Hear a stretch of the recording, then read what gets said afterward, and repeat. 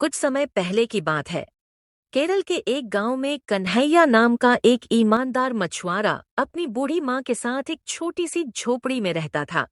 कन्हैया हर सुबह तालाब की ओर निकल पड़ता, वहां से मछलियां पकड़ता था और फिर उन्हें गांव के बाजार में बेचकर जो भी कमाता उसी से माँ बेटे का जैसे तैसे गुजारा होता था। उनकी जिंदगी में सुविधाएं कम और चुनौतियां ज्यादा थीं। कन्हैया, मेरे बच्चे आज भी तालाब की ओर जा रहा है। तेरी काया तो सूखती जा रही है। थोड़ा आराम भी कर लिया कर। ना बेटा, अपनी सेहत का भी तो ख्याल रख। क्या करूं माँ? अपना पेट पालना है तो मेहनत तो करनी ही पड़ेगी। तू चिंता मत कर, मैं जल्दी लौट आऊंगा। और वैसे भी मछली पकड़ने में मुझे थकान महसूस नहीं होती।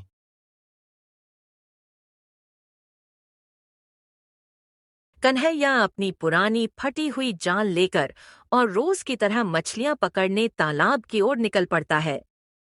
कन्हैया जंगल से गुजर रहा था। कुछ समय बाद उसका तालाब आ जाता है।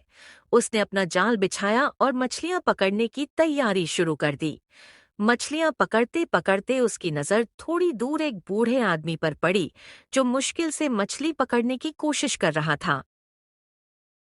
वह बुजुर्ग काका जी थे। कन्हैया अक्सर उन्हें तालाब पर देखा करता था।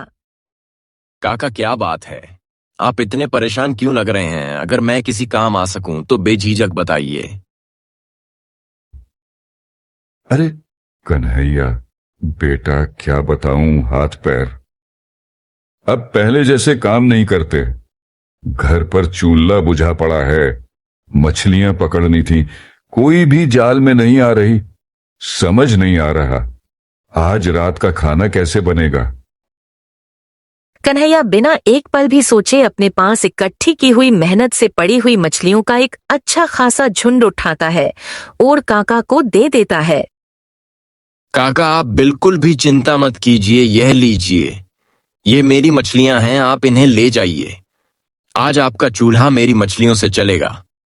और हाँ, आज से जब भी आपको जरूरत हो, बेझिझक मुझसे कहिए, मैं आपकी मदद जरूर करूंगा। मेरे रहते आपको कभी कोई दिक्कत नहीं होगी।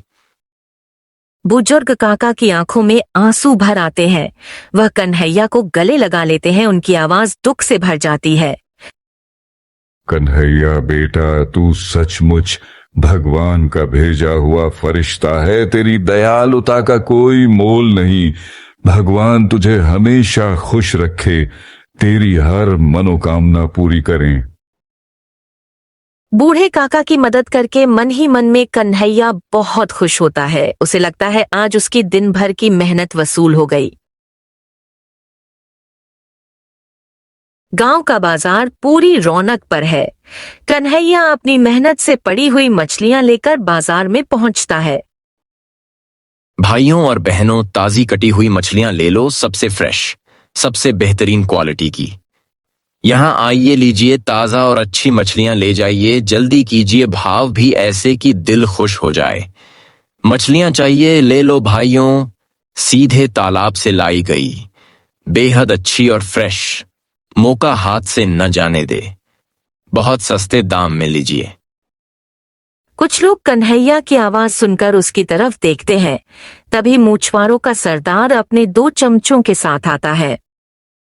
एक तने हुए अंदाज में बाजार में दाखिल होता है। मुखिया की नजर सिद्धि कन्हैया पर और उसकी मछलियों पर पड़ती है और उसकी आंखों में तीव्र गुस्सा चमक उठता है। वह सीधे कन्हैया की ओर बढ़ता है। कन्हैया, यह क्या गलतफहमी पाल रखी है तूने? मेरे होते हुए तू यहां मछली बेचेगा? तेरी इतनी हिम्मत, तुझे शर्म नहीं आती? सरदार जी, यह मेरी मेहनत की मछलियां हैं। मैंने इन्हें बहुत मेहनत से तालाब से पकड़ा है। अपने खून पसीने से मैं इन्हें खुद बेचूंगा। यह मेरा हक है, यह मेरा अधिकार है। आप कौन होते हैं मुझे रोकने वाले? क्या मैं अपने काम से पैसे भी नहीं कमा सकता? सरदार, हक तू और हक की बात करेगा? इस गांव में सिर्फ मैं ही मछली बेचूंगा और वो बेचेगा जिसे मैं कहूंगा। सुन, यह सारी मछलियां मुझे दे दे, मैं तुझे बढ़िया दाम दूंगा। मेरे पास पहले से ही बड़े बड़े ग्राहक है, तुझे कहां कहां धक्के खाने पड़ेंगे। मैं तो तेरी भलाई की ही बात कर रहा हूं, ना समझ। हाँ कन्हैया सरदार जी जो कह रहे हैं चुपचाप मान ले, नहीं तो अंजाम बहुत बुरा होगा तुझे। पता नहीं सरदार का रूप क्या है, वह जिसे चाहे रातों रात बर्बाद कर सकते हैं। बात मान ले कन्हैया, तुझे क्या लगता है इतनी अच्छी मछलियां कहां से आती हैं? ये सब सरदार का इलाका है, उनका बिजनेस है। तू बीच में आकर हमारे काम में अड़चन मत बन, अपना भला चाहता है तो ये मछलियां सरदार को दे दे। कन्हैया सरदार और उसके चमचों की ओर देखता है। उसकी आंखों में अब गुस्सैल चमक साफ दिखती है। उसने ठान लिया है कि वह झुकेगा नहीं। नहीं सरदार, मैं अपनी मछलियां आपको हरगिज नहीं बेचूंगा। मैंने इन्हें अपनी मेहनत से पकड़ा है और इन्हें मैं खुद ही बेचूंगा। मैं किसी के एहसान के नीचे नहीं जी सकता, और यह आपका व्यापार नहीं, ये मेरी मां की रोटी है, मेरी ईमानदारी की मेहनत की कमाई है। सरदार का चेहरा गुस्से से लाल हो जाता है। वह कन्हैया की आंखों में सीधे घुरते हुए देखता है। इलाके में मेरे बिना पता भी नहीं हिलता। समझ गया। तुझे क्या लगता है तुम मुझसे बच जाएगा? आप अपने आप को सरदार मानते हैं, पर मैं भी इंसान हूं, और हर इंसान को अपनी मेहनत का फल खुद कमाने का हक है। आप मुझे रोक नहीं सकते सरदार जी। ठीक है कन्हैया, तुझे देख लूंगा। मैं आज तू मेरी बात नहीं मान रहा। याद रखना, यह गांव मेरा है और यहां सिर्फ मेरी चलती है। चलो चमचो, यहां इस फकीर को अपना तमाशा करने दो। इसे पता चलेगा कि सरदार से दुश्मनी का क्या अंजाम होता है। सरदार और उसके चमचे गुस्से से पैर पटकते हुए वहां से चले जाते हैं। बाजार में यह सब नजारे सभी लोग भी देख रहे थे। कन्हैया की हिम्मत से सब हैरान थे।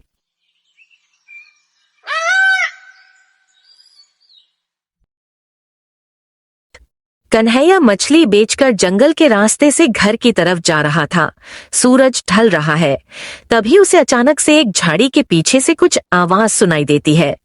उसने झाड़ी के पीछे जाकर देखा, वहां एक अति सुंदर दूधिया गाय है, जिसकी आंखों में एक अलग ही चमक है। उसका एक पैर बुरे तरीके से घायल है।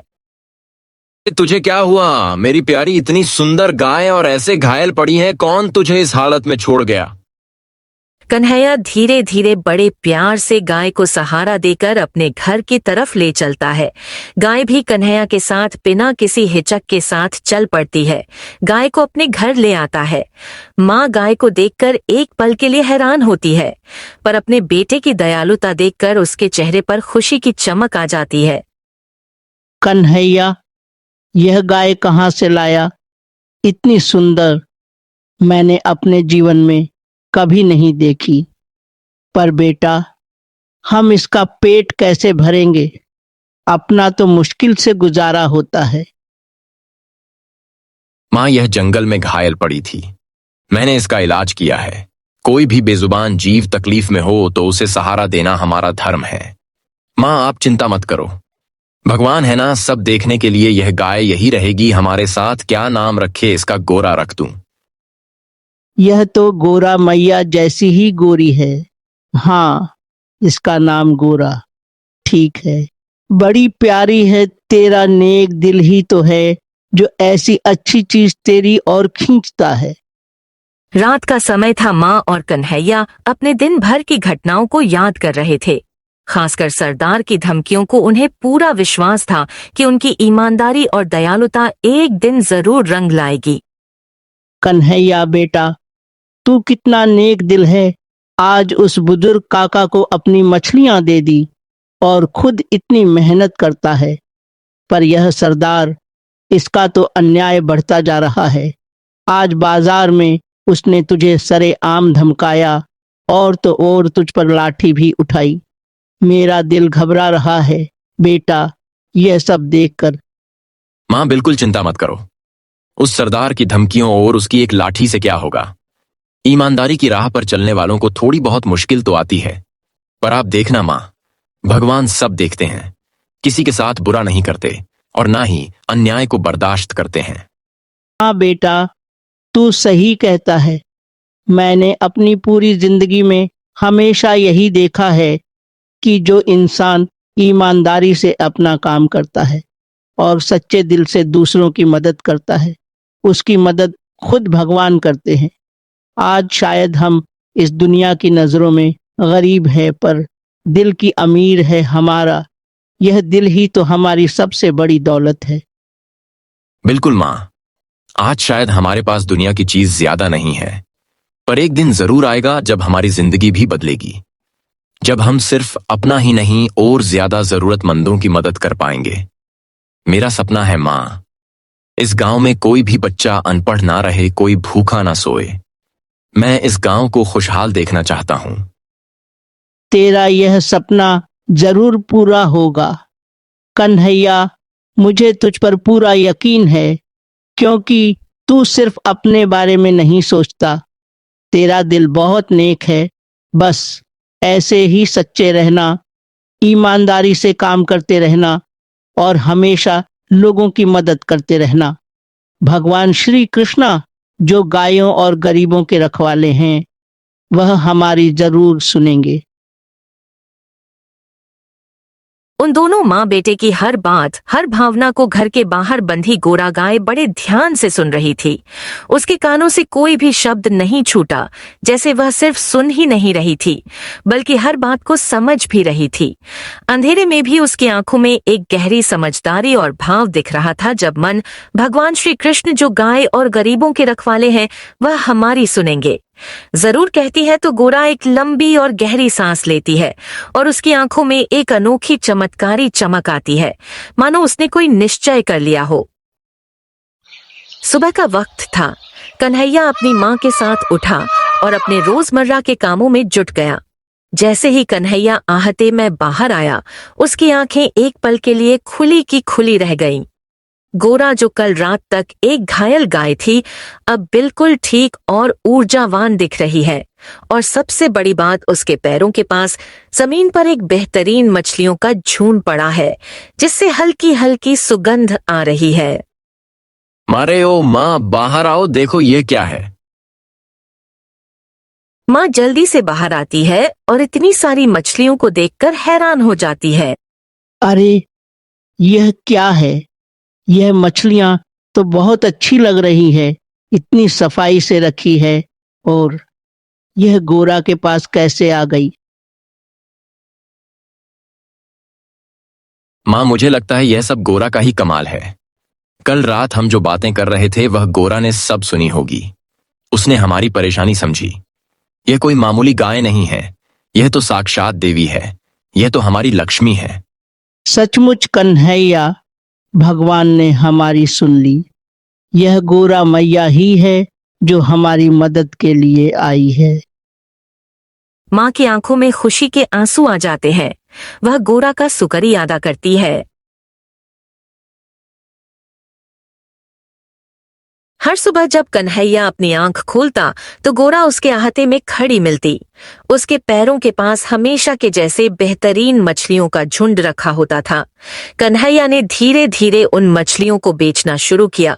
जो पैसे आते उन्हें समझदारी से लगाता था। उसने कुछ गांव वालों को काम पर रख लिया था। देखो भैया, यह मछलियां गांव के बाजार तक ले जानी है और वहां से फिर शहर तक। अच्छी क्वालिटी है तो दाम भी अच्छा मिलेगा और तुम्हारी भी दिन दहाड़ी बन जाएगी। यह काम रोज का है।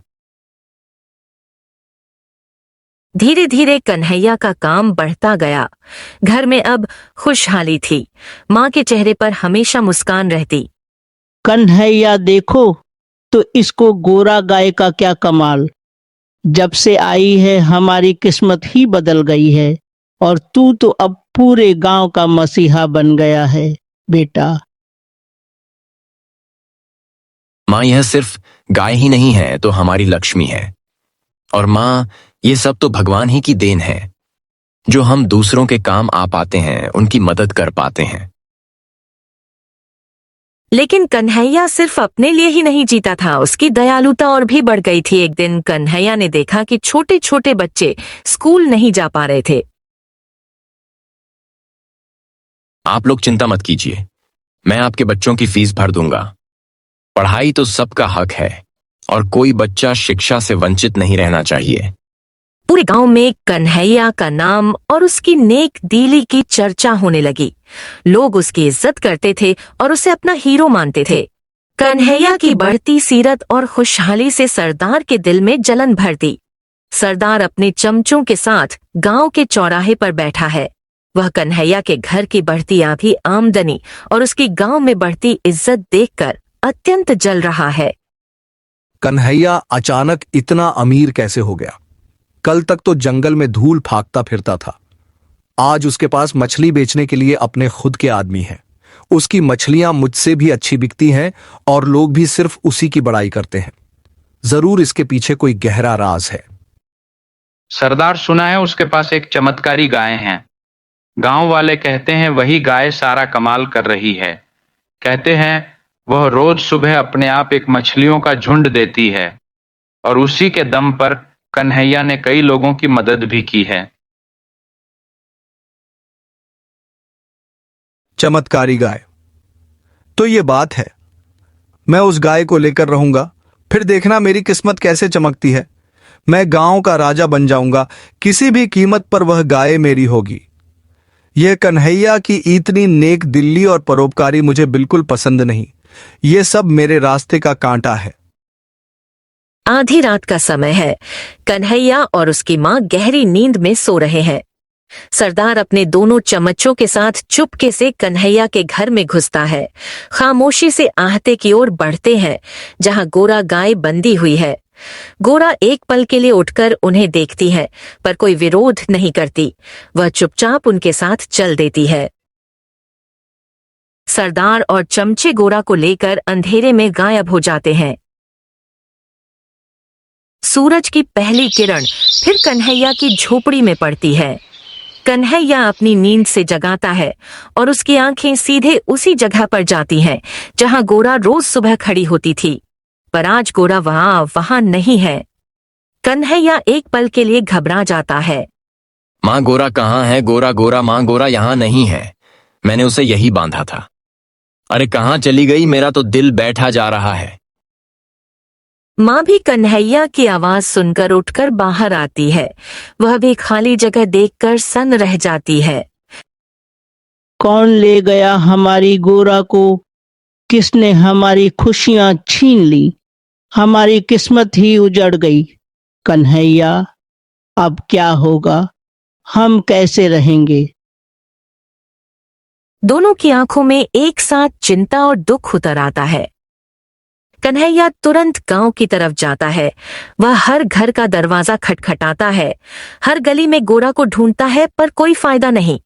गोरा कहीं नहीं मिलती। कन्हैया बहुत दुखी और निराश हो जाता है। उसकी आंखों में आंसू है और दिल में एक गहरा दर्द। कुछ दिनों बाद कन्हैया परेशान होकर गोरा को ढूंढ रहा है। तभी उसे वही काका मिलते हैं जो तालाब से मछलियां लेकर गांव की ओर आ रहे हैं। काका कन्हैया के चेहरे पर छाई उदासी को पहचान लेते हैं। कन्हैया बेटा, क्या हुआ? कई दिनों से देख रहा हूं तू परेशान है। तुम्हारी वह प्यारी गाय गोरा कहीं दिख नहीं रही। सब लोग उसकी बात करते हैं कि वह कहां गई। हाँ काका, गोरा गायब हो गई है। मुझे नहीं पता कौन ले गया और वह कहाँ होगी। मेरी तो पूरी दुनिया ही उजड़ गई है काका। उसके बिना मेरा कुछ भी करने का मन नहीं करता। कन्हैया बेटा, एक बात बताओ, पर मुझे लगा था कि मेरा वहम होगा, इसलिए अब तक नहीं बताया था। क्या काका, बताइए ना कुछ भी जो आपको पता है। परसों में मछलियां बेचने सरदार के घर के पास से गुजर रहा था। उसका बेड़ा खोला हुआ था। मैं अंदर झांका तो मुझे तुम्हारी गोरा दिखी। वह वहीं बंधी हुई थी। मुझे लगा शायद वह कोई और गाय होगी, पर उसकी आंखें वह तुम्हारी गोरा ही थी। बेटा, मेरा मन कह रहा था। सरदार, यह उसकी ही करतूत है। मैं जानता था वह ऐसा कुछ करेगा। मैं अभी अपनी गोरा को लेकर आता हूं, उसे नहीं छोड़ूंगा। कन्हैया तुरंत सरदार के घर की तरफ तेजी से दौड़ता है। बूढ़े काका भी उसके पीछे पीछे जाते हैं, चिंता और उत्सुकता से। अरे ये क्या बकवास है, ये तो एक मामूली गाय है, कोई चमत्कारी गाय नहीं। उस कन्हैया ने मुझे गधा बना दिया। मैंने इस पर कितना पैसा बर्बाद किया और इसने मुझे कुछ भी नहीं दिया। वह एक मोटी लाठी उठाकर गोरा गाय को मारने के लिए आगे बढ़ता है। कन्हैया हांफता हुआ वहां पहुंचता है। वह सरदार को गोरा को मारते हुए देखता है। बुजुर्ग काका भी कन्हैया के पीछे पीछे वहां आ जाते हैं। रुको सरदार, मेरी गाय को हाथ मत लगाना। अरे कन्हैया आ गया, तू अपनी निकम्मी गाय लेने ले जा। इसे ये किसी काम की नहीं, बेकार में मेरे घर में जगह घेर रही है और मेरा चारा भी खा रही है। मैंने तुझे पहले ही कहा था ना, मेरी बात मान ले। मुखिया फिर से गोरा को मारने के लिए जाता है। कन्हैया बिना सोचे समझे बिजली की तेजी से गोरा के सामने खड़ा हो जाता है। सरदार की लाठी सीधे कन्हैया के सीने पर लगती है। सरदार की लाठी कन्हैया के सीने पर इतनी जोर से लगती है कि हड्डी टूटने की आवाज आती है। कन्हैया जोर से कराहता है, उसकी आंखें दर्द से बंद हो जाती हैं। वह गिरते गिरते संभालता है, पर गोरा को अपनी आड़ में छुपाए रखता है। ताजा खून निकलने लगता है। चमचे एक और दो भी कन्हैया को मारने के लिए आगे आते हैं। चकाचौंध कर देने वाली रोशनी चमकती है। रोशनी इतनी तीव्र है कि सरदार, चमचे और सब चक्काचौंध हो जाते हैं। अब उसी जगह चंद्र रोशनी में गाय का रूप बदलने लगता है। उसका आकार बढ़ता है, उसकी चमक बढ़ती है और वह एक अद्भुत अलौकिक रूप में परिवर्तित होती है। गोरा अब भगवान श्री कृष्ण के दिव्य रूप में प्रकट होती है। उनका तेज इतना है कि कोई भी उनकी ओर सीधे नहीं देख पाता। सरदार और चाहे चमचे डर से थर थर कांपते हैं। कन्हैया की ओर देखते हैं, जो अभी भी दर्द से करहा रहा है। सरदार, तुमने लालच कर पाप का रास्ता चुना। तुमने एक बेजुबान को चुराया, उसे मारने की कोशिश की, अपने पद का दुरुपयोग किया और गांव वालों को सताया। और कन्हैया, मेरे सच्चे भक्त कन्हैया ने अपनी जान की परवाह किए बिना उसे बचाया। उसकी नेक दिल्ली, उसकी दयालुता और उसकी भक्ति का कोई मुकाबला नहीं। माँ माफ कर दीजिए भगवान, मुझे क्षमा करें। मुझसे बहुत बड़ी गलती हो गई। मैं अपने लालच में अंधा हो गया था। मुझे माफ कर दीजिए प्रभु। तुमने चोरी की है, धर्म किया है, पाप किया है। इस धर्म का तुम्हें दंड भुगतना होगा। तुमने अपने पद का गलत इस्तेमाल किया और दूसरों को सताया। अब तुम वही बनोगे जो तुम अंदर से हो, एक नीच जीवे। श्री कृष्ण भगवान अपने हाथ से इशारा करते हैं और अचानक मुखिया और उसके दोनों चमचे एक धुएं में बदल जाते हैं। धुआं हटने पर 3 गधे खड़े होते हैं। उसके बाद भगवान श्री कृष्ण कन्हैया को आशीर्वाद देते हैं और कन्हैया ठीक हो जाता है। कन्हैया, तुम सच्चे, दयालु और ईमानदार दिल के इंसान हो। तुमने निस्वार्थ भाव से एक बेजुबान जानवर की मदद की और अपनी जान दांव पर लगाकर उसे बचाया। तुम्हारी भक्ति और नेक दिल्ली से अत्यंत प्रसन्न हूं। आज से तुम्हारा जीवन खुशियों और समृद्धि से भरा होगा। प्रभु, आपका कोटि कोटि धन्यवाद। आपके आशीर्वाद ही मेरे लिए सबसे बड़ा धन है। आपने मेरी और मेरी मां की सुन्नी दुनिया में फिर से खुशियां भर दी हैं। आजीवन आपका एहसान मंद रहूंगा। याद रखना, कन्हैया, ईमानदारी और दयालुता से बढ़कर कोई धर्म नहीं। सच्चे मन से किया गया हर नेक काम हमेशा मीठा फल देता है। तुम ऐसे ही परोपकारी बने रहना। श्री कृष्ण अपने दूसरे हाथ का इशारा करते हैं। कन्हैया के घर के पास सोने से भरा हुआ एक बड़ा घड़ा आता है, जो सूरज की रोशनी में जगमगा रहा है। धीरे धीरे श्री कृष्ण का दिव्य रूप धुंधला होने लगता है और वह आकाश में विलीन हो जाते हैं। पीछे रह जाते हैं कन्हैया और उसकी माँ, जिनके पास अब अपार धन है, और मुखिया और उसके चमचे, जो अब गधे बन चुके हैं, अपनी गलतियों का परिणाम भुगतते हुए।